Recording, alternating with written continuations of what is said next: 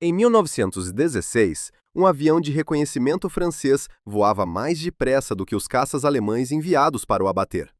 O segredo dessa velocidade não estava no motor, estava no esqueleto. Porque enquanto todos os construtores da Europa faziam seus aviões de madeira, esse tinha sido construído com tubos de aço e duralumínio. O homem responsável por essa decisão chamava-se Louis Breguet, e 2 anos antes, o exército francês tinha-o tirado da sua própria fábrica de aviões e mandado para a infantaria como simples sargento da reserva, porque os generais consideravam que os aviões não serviam para a guerra. O Marechal Foch resumiu essa convicção numa frase que ficou célebre: para desporto sim, para a guerra, zero. Mas Breguet desobedeceu ao destino que lhe traçaram. A 3 de setembro de 1914, por iniciativa própria, descolou num protótipo que ele mesmo tinha desenhado e construído, o Breguet AG-4, que nem sequer tinha sido aceite oficialmente pelo exército. Era a sua propriedade pessoal. Sem armas, sem escolta, voou sobre território controlado pelos alemães a noroeste de Paris, com o tenente André Watteau como observador. A missão durou cerca de 100 quilômetros sob fogo cerrado a partir do solo. O que Breguet viu do céu mudou o rumo da guerra. As colunas do primeiro exército alemão do general von Kluck não marchavam para o oeste de Paris como o Estado-Maior francês supunha. Estavam a virar para leste, expondo o flanco. Breguet aterrou e entregou a informação. Essa informação permitiu aos generais Gallieni e Joffre lançar o contra-ataque que ficou conhecido como o Milagre do Marne. A batalha que impediu a queda de Paris e transformou uma guerra de semanas numa guerra de 4 anos. Breguet recebeu a Cruz de Guerra, mas a lição mais profunda era outra. Quem controlasse o céu, controlava a guerra. 2 anos depois, essa lição continuava por aprender.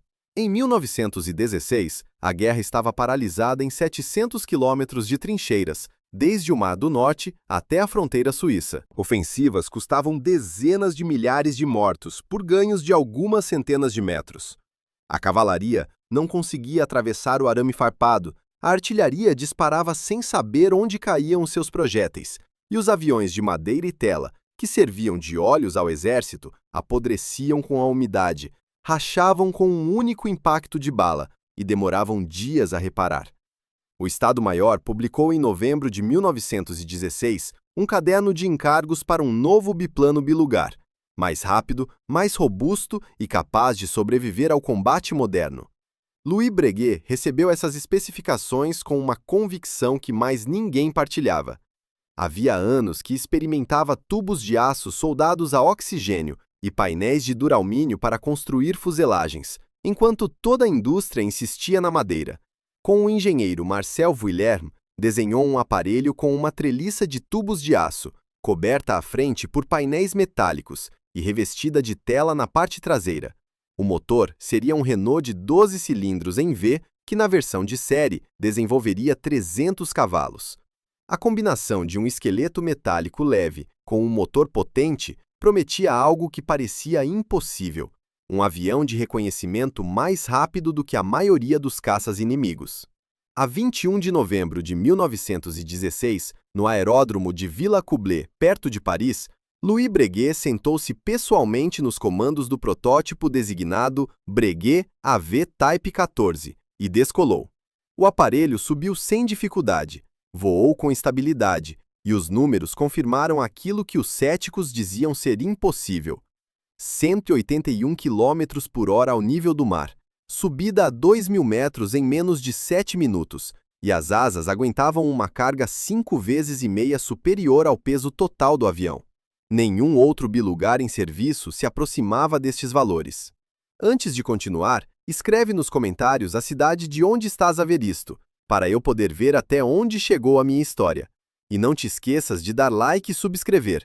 Isso motiva-me muito a criar novos vídeos. Em janeiro de 1917, a secção técnica da aeronáutica levou o Breguet 14 para Villacoublay e submeteu-o a ensaios oficiais rigorosos. Os engenheiros militares testaram a resistência estrutural, a velocidade, a manobrabilidade, compararam-no com todos os outros aparelhos em avaliação e a conclusão foi unânime: superioridade em tudo. Em fevereiro, A secção técnica concedeu a homologação oficial tanto para a versão A2 de reconhecimento como para a B2 de bombardeamento. A 6 de março de 1917, o exército francês assinou a primeira encomenda, 150 exemplares da versão de reconhecimento. Menos de um mês depois, mais 100 bombardeiros. As fábricas Breguet, em Vélizy-Villacoublay, arrancaram com a produção imediata. A Michelin juntou-se como subcontratada, e outros construtores como Darracq, Farman e Schmidt receberam licenças para acelerar o ritmo. Os primeiros aviões de série saíram das linhas de montagem em junho de 1917.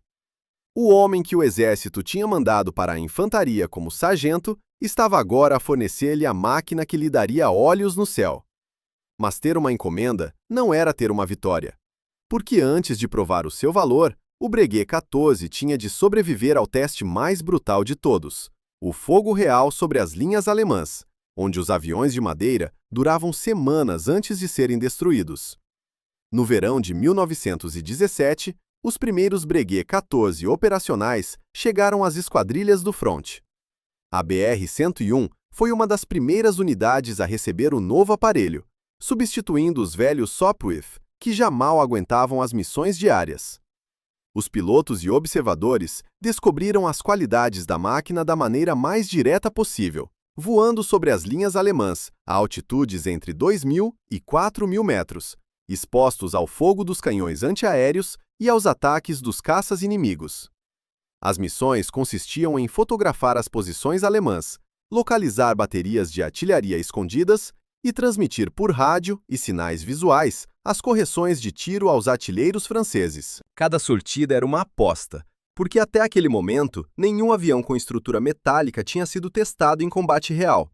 A promessa de Louis Breguet de que o aço resistiria onde a madeira cedia estava prestes a ser confirmada ou desmentida pelas balas alemãs.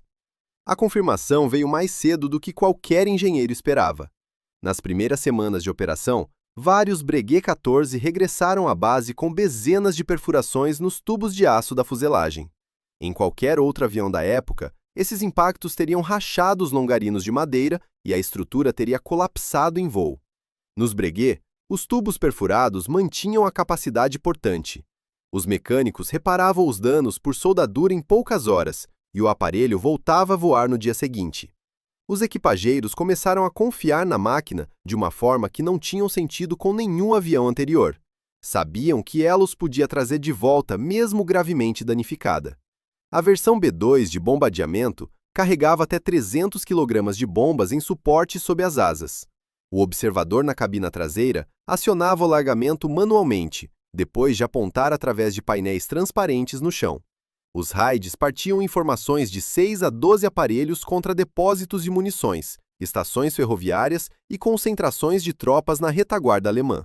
Os metralhadoras traseiras montadas em anéis giratórios Scarf cobriam-se mutuamente contra os interceptadores. A versão A2 de reconhecimento trocava as bombas por depósitos de combustível adicionais, que lhe davam um raio de ação de 900 km, e transportava câmaras fotográficas que registravam as posições inimigas com um detalhe que nenhum observador a olho nu conseguia igualar. À medida que as entregas se aceleravam ao longo de 1917, o número de esquadrilhas equipadas com Breguet 14 crescia mês após mês. A padronização simplificava a logística e a formação dos equipageiros. Os mecânicos ganhavam experiência com as estruturas metálicas e os motores Renault de 12 cilindros, e o tempo de manutenção diminuía. O avião que os céticos tinham recusado por ser feito de metal estava a tornar-se a espinha dorsal da aviação francesa.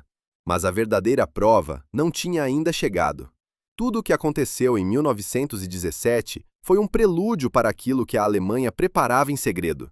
Durante meses, o Estado-Maior alemão concentrou divisões transferidas do fronte oriental, onde a Rússia tinha saído da guerra após a Revolução Bolchevique. Tropas frescas, treinadas em novas táticas de infiltração, acumulavam-se atrás das linhas sem que os aliados compreendessem a escala do que se aproximava. Louis Breguet, nas suas fábricas de Vélizy, recebia encomendas cada vez maiores e acelerava a produção. Mas nem ele imaginava que a máquina que tinha criado estaria no centro da maior crise militar que a França enfrentou desde o Marne.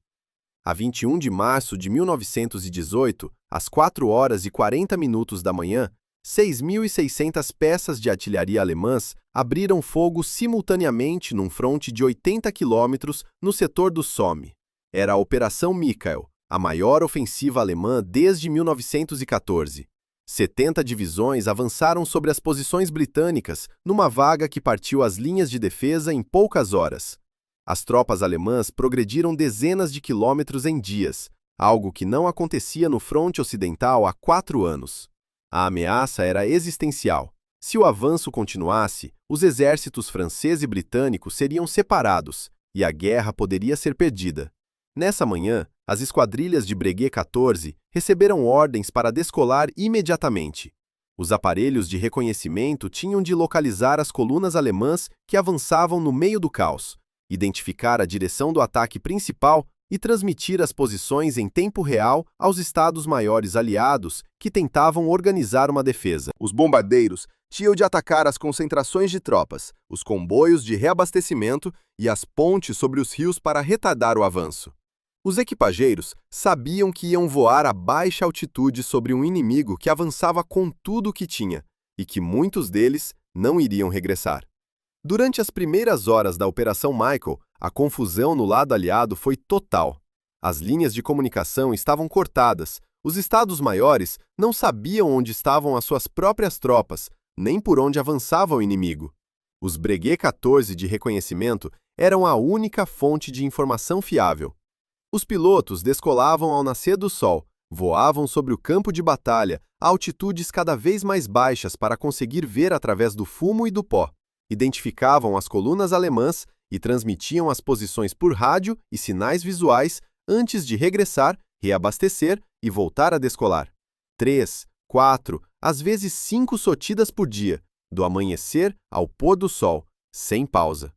Os Breguet 14B2 de bombardeamento atacavam as colunas de infantaria alemã, os comboios de munições e as pontes sobre o Somme. Para melhorar a precisão do largamento, os pilotos desciam a altitudes onde o fogo das metralhadoras de infantaria e dos canhões antiaéreos era devastador. Os aparelhos regressavam com os tubos de aço crivados de estilhaços, as telas rasgadas, os longarinos das asas partidos. Os mecânicos trabalhavam de noite, à luz de lanternas, em aeródromos improvisados que por vezes ficavam ao alcance da artilharia de longo alcance alemã. Soldavam os tubos danificados, substituíam as telas, afinavam os motores Renault e devolviam os aparelhos à linha de voo antes do amanhecer. A construção metálica que Louis Breguet tinha defendido contra todos os céticos estava agora a provar o seu valor da forma mais brutal. Os aviões levavam danos que teriam destruído qualquer estrutura de madeira e continuavam a voar. As perdas em equipageiros foram pesadas durante aquelas semanas, mas as perdas em aparelhos foram proporcionalmente menores do que em qualquer outra unidade aérea do fronte, precisamente porque o Breguet 14 absorvia danos e trazia os seus homens de volta. Pilotos relataram casos em que aterraram com mais de 20 perfurações no fuselagem e encontraram longarinos de aço atravessados por balas, que em madeira teriam significado a morte. Nas fábricas de Vélizy e Acoublé, Louis Breguet enfrentava uma pressão que nunca tinha sentido. Cada dia de combate consumia aparelhos que precisavam de ser substituídos, e as encomendas do exército ultrapassavam a capacidade de produção. Breguet sabia que se o fronte cedesse mais algumas dezenas de quilômetros, as suas próprias fábricas ficariam sob ameaça, como já tinha acontecido em 1914, quando perdera as instalações de Douai para o avanço alemão. A resposta dele foi expandir a rede de subcontratados. Darrah, Farman, Schmidt, Salmson, todos receberam encomendas reforçadas. A produção acelerou para dezenas de aparelhos por mês. A ofensiva alemã acabou por ser travada no início de abril, em parte porque as próprias tropas de assalto avançaram mais depressa do que as suas linhas de abastecimento conseguiam acompanhar. A informação fornecida pelas esquadrilhas de Breguet 14 permitiu aos comandantes aliados identificar os pontos fracos do avanço e concentrar as reservas nos locais decisivos. Mas a crise não terminou com a Operação Michael. Os alemães lançaram novas ofensivas em abril, maio e junho de 1918, cada uma delas apoiada por um esforço maciço de artilharia e infantaria. Em cada uma dessas batalhas, os Breguet 14 repetiram o mesmo papel: reconhecimento constante acima das linhas, bombardeamento das retaguardas, evacuação de feridos na versão sanitária. Foi nesta crise que os americanos entraram na história do Breguet 14. As forças expedicionárias dos Estados Unidos tinham chegado à França com planos de equipar as suas esquadrilhas com aparelhos de fábrico americano, mas a produção nos Estados Unidos não conseguiu acompanhar o ritmo das necessidades. O 96º Esquadrão Aéreo foi a primeira unidade americana a receber Breguet 14 e tornou-se a mais ativa das 4 esquadrilhas que formavam o primeiro grupo de bombardeamento diurno. Os equipageiros americanos que tinham voado nos Liberty DH-4 de fabrico americano consideraram os Breguet superiores em fiabilidade e resistência. A 12 de junho de 1918, o 96º Esquadrão efetuou a sua primeira missão de bombardeamento com os biplanos franceses. No total, o exército americano recebeu mais de 600 Breguet 14. A Bélgica recebeu 40 aparelhos que operaram no fronte da Flandres durante os últimos meses da guerra. A partir de julho de 1918, a maré virou. A Segunda Batalha do Marne travou definitivamente o último esforço ofensivo alemão. A 8 de agosto, os aliados lançaram a ofensiva dos 100 dias, que empurrou os alemães para leste sem paragem. Os Breguet 14 acompanharam cada quilômetro desse avanço, fotografando as posições inimigas, bombardeando as linhas de retirada, guiando a artilharia e os carros de combate sobre os alvos. A 11 de novembro de 1918, quando o armistício entrou em vigor, pelo menos 71 esquadrilhas francesas estavam equipadas com Breguet 14. Unidades operavam também em Itália, nos Balcãs e no Médio Oriente. Dos milhares de aparelhos empenhados em combate, cerca de 200 tinham sido destruídos pelo inimigo, uma proporção notavelmente baixa que confirmava aquilo que Breguet sempre soubera: o aço sobrevivia onde a madeira morria. A guerra tinha acabado. 8.000 máquinas construídas, a maioria ainda em condições de voar, enchiam os hangares e os aeródromos de uma Europa em paz. Eram demasiado robustas para apodrecer e demasiado numerosas para simplesmente desaparecer. Louis Breguet olhava para os seus biplanos e sabia que tinham sido feitos para a guerra, mas não imaginava que o destino mais extraordinário dessas máquinas ainda não tinha começado. A guerra que justificou a existência do Breguet 14 tinha terminado, mas as fábricas não pararam. Entre 1919 e 1928, cerca de 2.500 aparelhos adicionais saíram das linhas de montagem, elevando o total para quase 8.000 exemplares. Louis Breguet percebeu antes de qualquer outro construtor que o avião que tinha desenhado para matar podia servir para ligar. Em 1919, fundou a Compagnie de Messagerie Aérienne e usou seus próprios biplanos para estabelecer ligações regulares entre Paris, Bruxelas e Londres. Eram os primeiros voos comerciais de uma empresa que, através de fusões sucessivas, daria origem à Air France em 1933. Mas foi outro homem que transformou o Breguet 14 numa lenda civil. Pierre-Georges Latécoère, industrial de Toulouse, tinha uma ideia que toda a gente considerava impossível: criar uma linha aérea postal de França até a América do Sul. A partir de 1919, a sua companhia, Ligne Aérienne Latécoère, comprou mais de 100 Breguet 14 e lançou sobre rotas que nenhum avião tinha percorrido regularmente. Toulouse a Barcelona, Barcelona a Casablanca, Casablanca ao longo da costa africana até Dakar, no Senegal. Os pilotos atravessavam o Saara em aparelhos abertos, sem rádio fiável, enfrentando tempestades de areia, avarias de motor e a hostilidade de tribos nômadas que por vezes disparavam contra os aviões ou capturavam os pilotos que aterravam de emergência. Entre esses pilotos estavam 2 homens cujos nomes ultrapassariam a aviação. Antoine de Saint-Exupéry, que mais tarde escreveria O Príncipezinho, um dos livros mais traduzidos da história da humanidade, fez as suas primeiras missões aos comandos de um Breguet 14, nas rotas entre Toulouse e Dakar. Jean Mermoz, que ficaria conhecido como o Arcanjo, voou os mesmos biplanos sobre o deserto antes de desaparecer no Atlântico Sul em 1936. Ambos aprenderam a domar a solidão do céu e a imensidão do deserto na cabina aberta de uma máquina que tinha sido construída para sobrevoar trincheiras. O avião de guerra tornou-se o avião do correio, e os pilotos que o levaram sobre o Saara tornaram-se escritores que mudaram a forma como o mundo inteiro pensa sobre a coragem e a solidão. Em 1927, Marcel Bouilloux-Lafon comprou a companhia de Latécoère e fundou a Aéropostale. Quando fez o inventário nesse ano, a empresa possuía 81 Breguet 14, alguns com mais de 1.000 horas de voo. 4 aparelhos tinham sido enviados em peças para o Rio de Janeiro em novembro de 1924, e a partir de 1925, os pilotos fizeram voos de reconhecimento por todo o Brasil, Argentina, Uruguai e Paraguai. Paul Vacher, acompanhado da mulher, voou num Breguet 14 até a Patagônia. As ligações postais prolongaram-se de Natal, no Brasil, até Santiago do Chile, atravessando a Cordilheira dos Andes. Cada um destes voos era uma prova de resistência para os homens e para as máquinas, e o Breguet 14 sobrevivia porque a estrutura de aço que Louis Breguet tinha desenhado em 1916 para aguentar balas também aguentava o calor do deserto, o gelo das montanhas e a corrosão do mar. Enquanto os Breguet 14 cruzavam o Saara e os Andes, a mesma máquina combatia numa guerra que quase ninguém no Ocidente conhece. A Polônia, que tinha recuperado a independência em 1918, recebeu 158 aparelhos da França e usou-os imediatamente na guerra contra o exército soviético. Na frente ucraniana, mais de 70 Breguet 14 polacos combateram entre 1919 e 1921, fazendo reconhecimento e bombardeamento contra as colunas bolcheviques. Em agosto de 1920, durante a Batalha de Varsóvia, as esquadrilhas polacas forneceram informações decisivas sobre as posições soviéticas que permitiram o contra-ataque polaco. Essa batalha, por vezes chamada o Milagre do Vístula, travou o avanço bolchevique sobre a Europa Ocidental.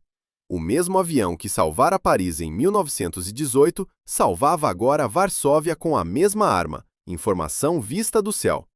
As exportações atingiram 24 países: Espanha, Grécia, China, Brasil, Finlândia, Dinamarca, Portugal, Jugoslávia, Sião, Japão, onde a Nakajima fabricou o aparelho sob licença. Em Marrocos, os Breguet 14 franceses voaram sobre as montanhas do Atlas em operações contra a revolta do Rif a partir de 1921, em condições de calor e turbulência que destruiriam qualquer avião de madeira. Na Síria, sob mandato francês, participaram na repressão da revolta drusa em 1925. A versão sanitária evacuava feridos de postos isolados no deserto para hospitais nas cidades. Um único modelo de avião estava a fazer reconhecimento em África, a bombardear na Ásia, a transportar correios sobre o Atlântico e a combater na Europa de Leste, tudo ao mesmo tempo. Mas nenhuma máquina dura para sempre. No final dos anos 1920, o Breguet 14 começou a ceder o lugar a aparelhos mais modernos. O Potez 25 equipou progressivamente as esquadrilhas francesas. Em 1930, a maioria das unidades militares já tinha transitado para novos tipos.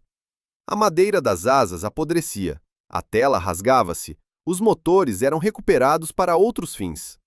Dos 8.000 exemplares construídos, a esmagadora maioria foi desmantelada, destruída ou simplesmente abandonada em aeródromos esquecidos. À véspera da Segunda Guerra Mundial, quase não restavam exemplares completos do biplano que tinha sido o avião bilugar mais produzido da Primeira Guerra Mundial. Louis Breguet continuava a construir aviões cada vez mais avançados, mas a máquina que lhe dera fama mundial estava a desaparecer do mundo e ninguém parecia capaz de a salvar. Dos 8.000 Breguet 14 construídos, apenas 2 exemplares originais sobreviveram até aos dias de hoje. O primeiro está no Museu do Ar e do Espaço de Le Bourget, perto de Paris. É um Breguet 14 A2 com o número de série 2016, datado de 1917, exposto na ala dedicada à Primeira Guerra Mundial.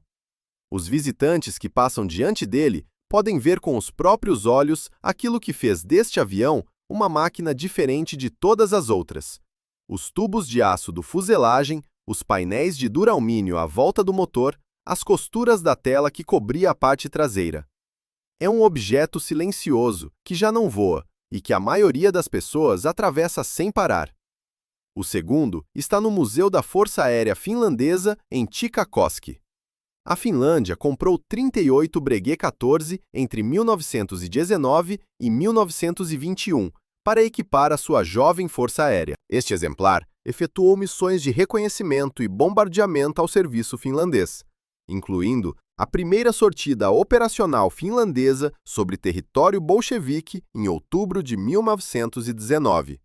O seu último voo foi a 20 de julho de 1927. Desde essa data, nunca mais deixou o chão.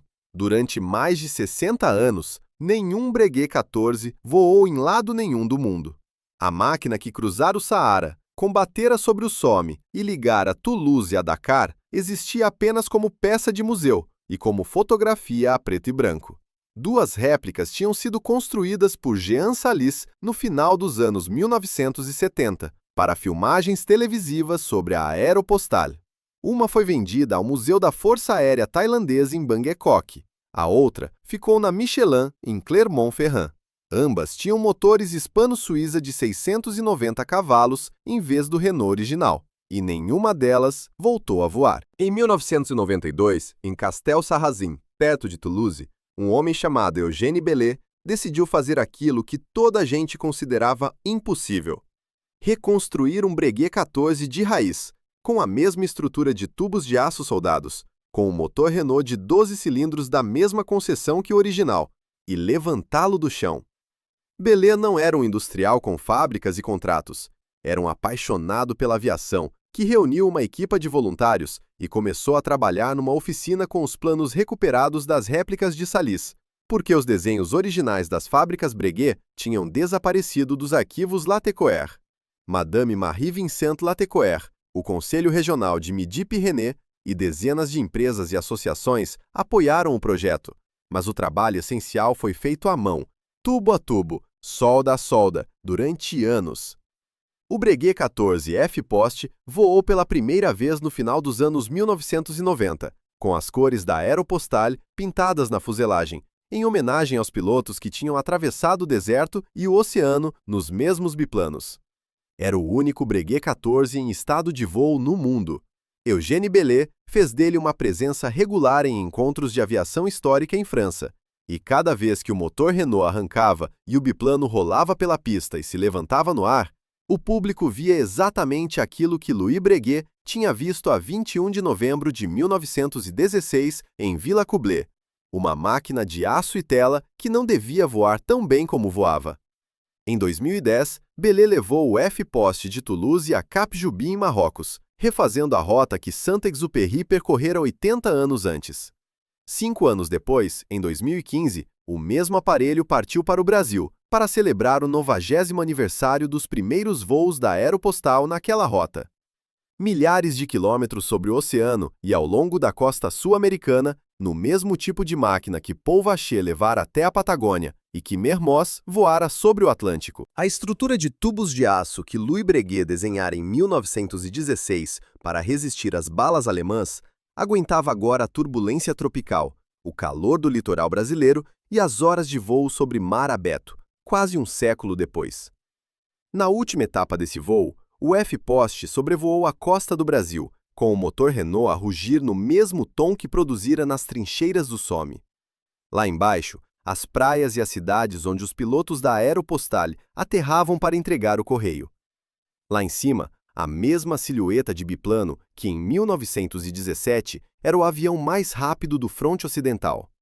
Eugène Bellet sentado na cabina beta, com o vento e o barulho do motor de 12 cilindros, a pilotar uma máquina que toda a gente dissera que nunca mais voaria.